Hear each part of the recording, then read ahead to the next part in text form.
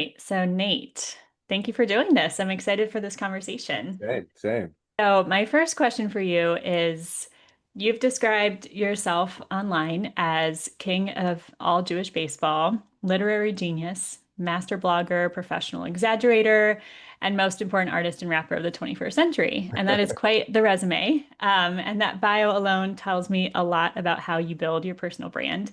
But you've also said that when you launched King of Jewish Baseball in 2012, it was, and I'm quoting you, mostly a joke. So, how does something that starts out as a joke become an actual identity and a movement? There's like three parts to the question, I think. So first of all, it's almost embarrassing to hear my own words kind of read aloud back to me because they're sort of crazy and braggadocious. So one of the cool things I think about art in general is that we can sort of put our egos into it. I mean, you see this with like rap music or like WWE wrestlers or something. You can create this sort of alter ego and have some fun and say things that you would never actually say, like in all earnestness to someone in a conversation. So I think King of Jewish Baseball was a bit of an opportunity for me to like build a compartment for just being like sensational and brag and let my ego out and have fun and try and really entertain people. So it's been amazing for that. It's really fun. I like find myself just having so much fun with the sort of satire of all of it. I think, it was a joke. It was serious in that I had been part of Israel baseball at that point for 5 years already, but it was a joke in that it was fun and also that I wasn't, the executive director yet for the organization. We hadn't gone to the World Baseball Classic. Most of what has happened hadn't happened yet. So there was a sort of part of it too, just like really throwing it out there. And then ironically, a year later, after starting the blog, I was asked to move to Israel and become the executive director for Israel Baseball. So it sort of, was one before the other. The blog came first and the jokey title came first. And then like it kicked off like 15 years of actual hard work to sort of try and live up to the title. So I just sort of threw it out there to see if it would stick. But that's a little bit about the origin of it.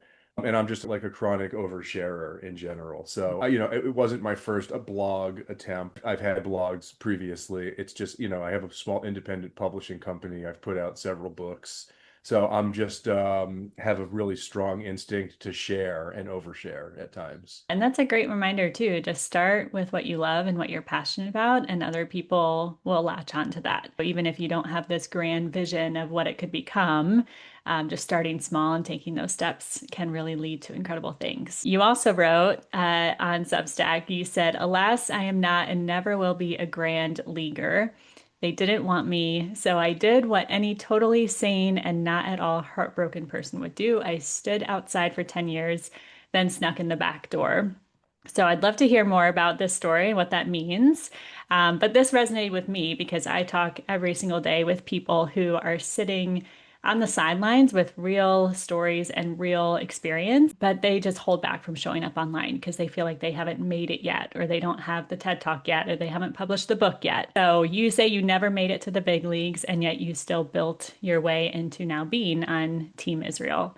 So, what would you say to the person who's standing outside right now, waiting to feel qualified to start showing up online? Yeah, so there's like a couple of ways to make it to the top. The first is you sort of just, are ultimately talented or lucky and you just sort of get catapulted, which is what I was hoping for in life. I wanted to be a big leaguer and sort of skip all of the parts of like normal life and just, have this amazing experience and sort of ride that wave.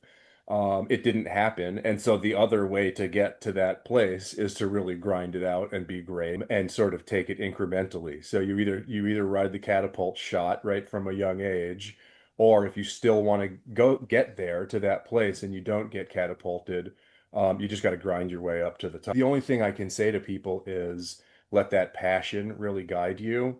And when you get opportunities, just be awesome, right? So the only people that are really in those rooms are those supremely talented people who got there quickly, or people that have worked their way into the room by being really good at their job, by having a lot of situational awareness, knowing where you sort of fit in, by providing a lot of value and just sort of rolling one opportunity into another, into another, into another, and sort of just creeping your way back into the room, up the ladder.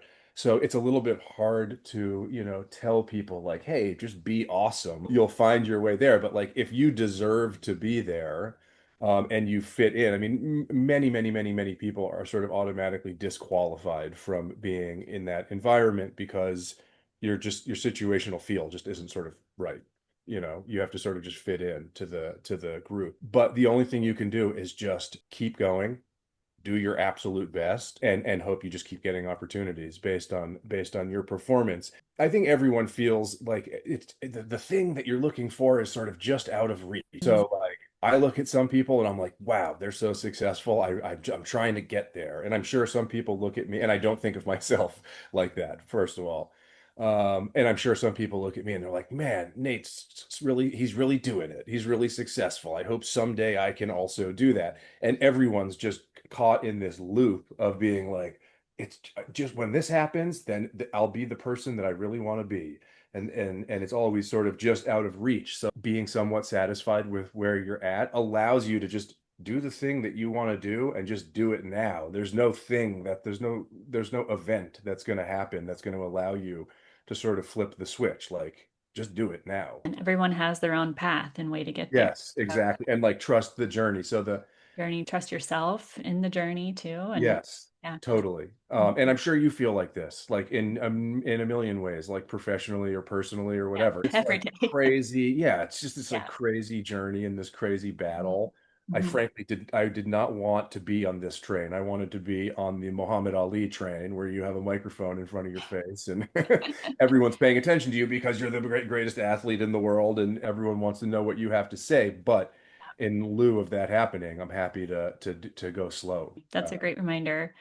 And I mean, one of the things I noticed in our first conversation, you showed up with a leopard print hat and your kids were running around the background. It just felt very much like I was getting the real Nate Fish, which is, a lot to say for someone who has quote unquote made it, not to take that away from what we just said, but someone who's built a platform, who's built their thought leadership just to show up authentically. So I'm curious just to hear more about that, like how you bring your whole self into this and your work and what you're doing and not watering it down and not trimming away that awesomeness that you have for other people who feel maybe tempted to kind of edit themselves out before they show up online or offline, really in any leadership position. How do you approach that?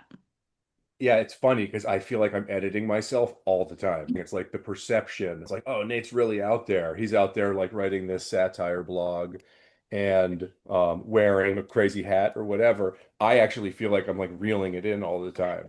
So one of the weird things about being an artist and an executive is all these different disciplines have different sort of thresholds that we judge them by. If you're a politician, you have to meet a certain threshold. If you're an academic, you have to meet a certain threshold. And as an artist, you have sort of the lowest threshold, right? You're just sort of supposed to be free and provocative and say what you feel, and that's it. Yeah. But as an executive, it's not the same thing. You have to build trust, you have to be responsible. Freedom is not the goal of an executive. And so as I shift between these roles, I'm like, always like, can I wear this? Can I say this? Can I publish this? Can I do that? So I'm always sort of modifying and editing.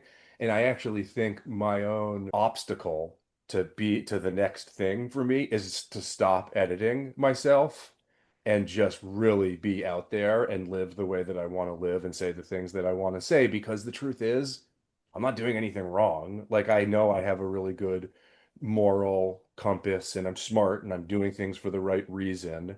So I don't feel that I should have to like monitor myself, but I do because I'm like, are other people going to be okay with me saying this or wearing this? I don't wear this hat to Israel baseball events, for example. I'll wear like a blazer and like a collared shirt and be like, am I an executive now? I do push it more than other executives for sure, but I to answer your question, like it's a game I would rather not play, the sort of self-editing game. And I think other people should be much more free to be themselves and trust that the world can like understand you and like receive that and not be like, oh, there's something wrong with this person. So I would really encourage people to be out there and be themselves and be honest and trust the world to receive that. And then maybe I'll feel a little more. So, I'll work on it with you, I yeah, promise. thanks. Yeah, especially for those people who have been told they're too much, right? If Yeah. they have big Yes, personality or totally. they wear the quirky pants or Yeah. whatever it Yeah. is, I think that is ingrained in us since we're kids. So just I find for myself at least small steps, like you said, maybe you don't wear the hat to the certain event, but you do in other places, and just kind of Mhm. figure out where you feel comfortable, and then slowly just feeling how you feel comfortable opening up with other people too, right? Because it's a trust thing of Yes. how much you bring yourself to other people.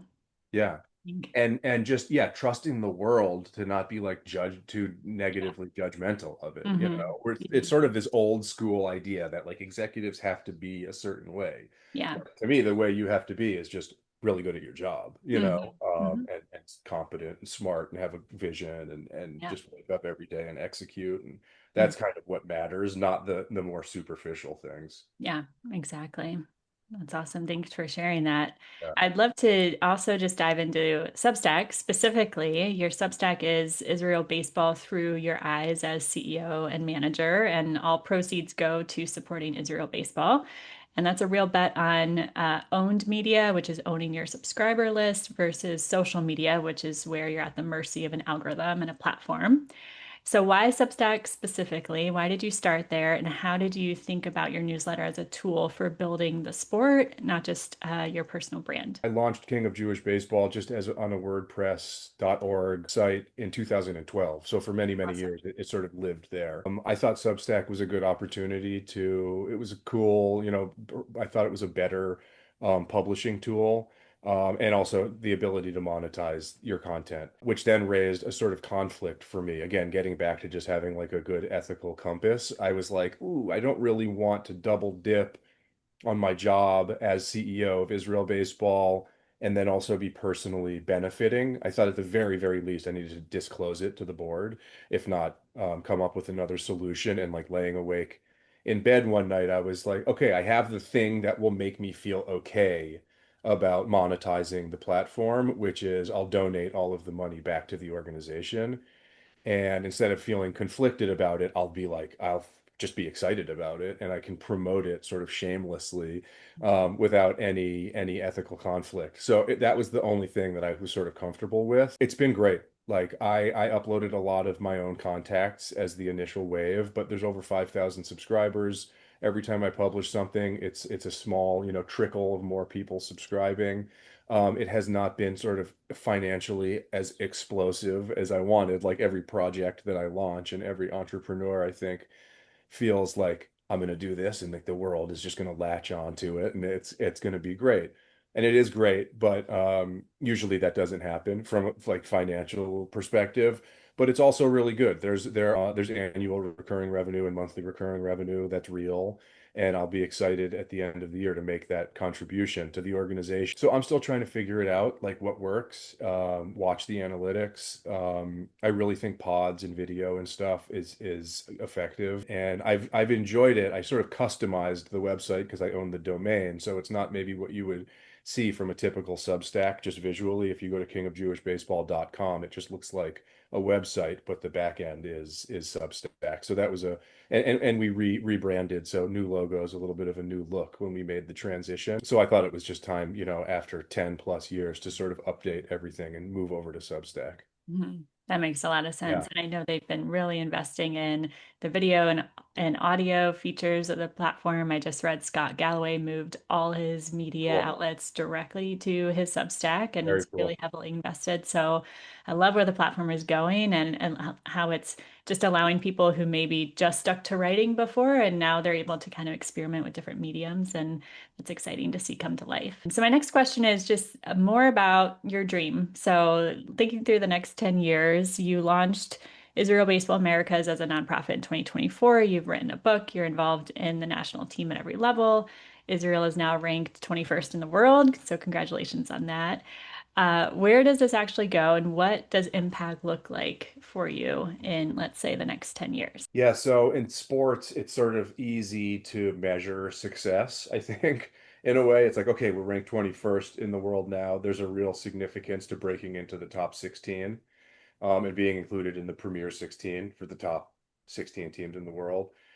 Huge, that would be a huge step for us if we can break into that level of international baseball. So there's some real cut and dry stuff on the competitive side that we would like to accomplish. On the organizational side, we started Israel Baseball Americas in 2024. So we're only in our third year, our second full year of operating. So it's been a scramble.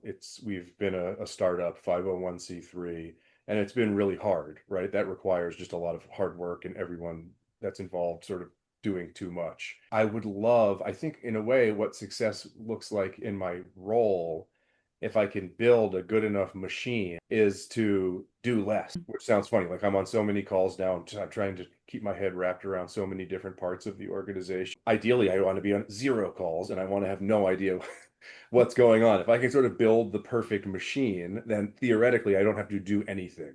Now, I don't think that's ever going to happen. And to do that, it requires a lot of work, but I would like to do less and to not feel bad about it, because I find myself, if I'm like not working extremely hard, starting to feel badly that I'm not doing something. But as the organization gets into a more sustainable rhythm, I actually have less to do, which is amazing. So I need to, on an emotional level, I need to sort of be okay with that and remind myself that, like, if I actually do a good job, then I don't have to do that much, even though that process will require a lot of work. So on the personal side, I think that's something that I'm thinking about. That's great. Yeah, Yeah. and just staying focused on the high impact work and Yes, keeping exactly. your brain available, the capacity available for that. That's a Exactly. huge challenge. I face it every day myself. So I Yeah. get Yes. that. How about just from like a cultural standpoint and just the meaning of this team and the moment that we're in with the conflict going around all around the world, anti-Semitism on the rise. I know you've written some about that. I'd love to Mhm. just hear your vision and your thought for the team and the role that they play as all eyes are on this team right now. Yeah. So I've been with Israel baseball for almost 20 years, and there's always unique contours to us. And as a team, when we travel with security, and there's many more sort of startup ideas and like guys starting small businesses in the off season and having interesting conversations on the bus. So there's unique contours, but certainly since October 7th, it's taken on a whole different meaning. For our own security, there's much more security when we travel. And I think we have more significance for other people as a team.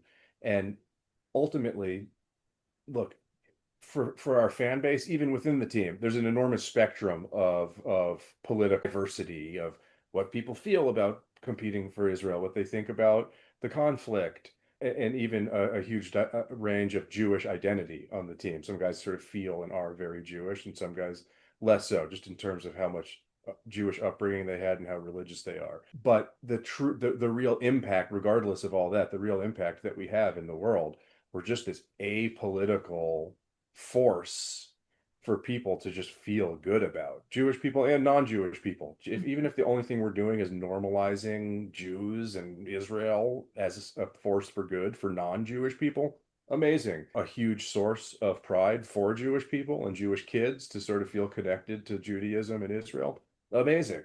Like, it's all good. There is an enormous sort of net positive from what we do, and we don't even have to say anything about anti-Semitism or make some kind of literal statement out there in the world. We just go out and compete, and we play against, the other teams in the World Baseball Classic or the Olympics, and we're on in everyone's homes on international television, and that just has an amazing sort of indirect cultural impact that it just ripples out into the world without having to ever literally talk about the war or anti-Semitism or anything. We're just being awesome, and winning baseball games and sort of doing what we do, which is good news for us because many of us are not qualified to probably talk about the political stuff. We just get to be baseball players and be Jewish, and it brings people a lot of happiness. That's great. And goes right back to the beginning, right? Not watering down your awesomeness and understanding your role in that and using it as a force for good and leaning into your passion Yeah. and following your own path is the way to go. So thank you for sharing that. Do you have any predictions on who's going to be in the World Series this year? No, not yet. People always ask me like, who's my team, right? And I've had many throughout my life.